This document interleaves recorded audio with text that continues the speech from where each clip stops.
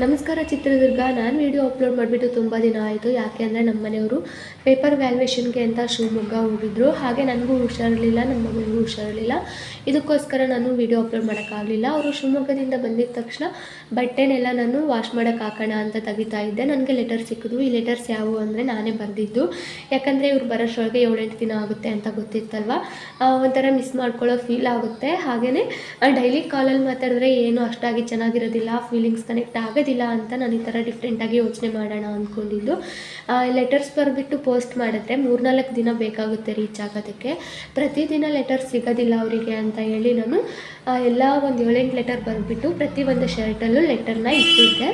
ಆಗ ಅವರು ಡ್ಯೂಟಿಗೆ ಹೋಗೋಕ್ಕಿಂತ ಮುಂಚೆ ಲೆಟರ್ನ ತೆಗಿತಾ ಇದ್ರಂತೆ ಜೋಬಲ್ಲಿರೋದು. ತುಂಬ ಖುಷಿ ಆಗ್ತಾಯಿತ್ತು ಓದಿದಾಗ ಅಂತ ಅಂತಿದ್ರು. ಆ ಲೆಟರ್ ಓದಬೇಕಾದ್ರೆ ಅವ್ರ ಮುಖದಲ್ಲಿ ಬರೋ ಸ್ಮೈಲ್ ಇದೆಯಲ್ಲ, ಅದು ನನಗೊಂಥರ ತುಂಬ ಸ್ಪೆಷಲ್ ಅನಿಸುತ್ತೆ.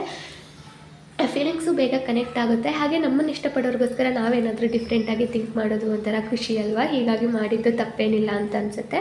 ಅದಕ್ಕೋಸ್ಕರ ನಂತರ ತೆಂಗಿನಕಾಯಿ ಎಲ್ಲ ಸುಲಿದಿಟ್ಕೊಂಡಿದ್ವಿ. ಹಾಗೆಯೇ ನನಗೆ ಅಂತ ಎಳ್ನೀರು ಕಿತ್ಕೊಂಡ್ಬಂದಿದ್ರು, ಅದನ್ನು ಇಲ್ಲಿ ಇಟ್ಕೊಂಡಿದ್ವಿ.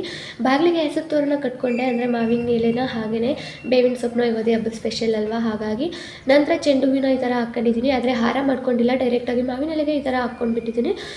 ನಂತರ ಈ ಥರ ದೇವ್ರ ಮನೆಗೆ ಜಸ್ಟ್ ಸಿಂಪಲ್ಲಾಗಿ ಮಾವಿನ ತೋರಣ ಕಟ್ಕೊಂಡು ದೇವ್ರ ಪೂಜೆನ ಮುಗಿಸ್ಕೊಂಡೆ.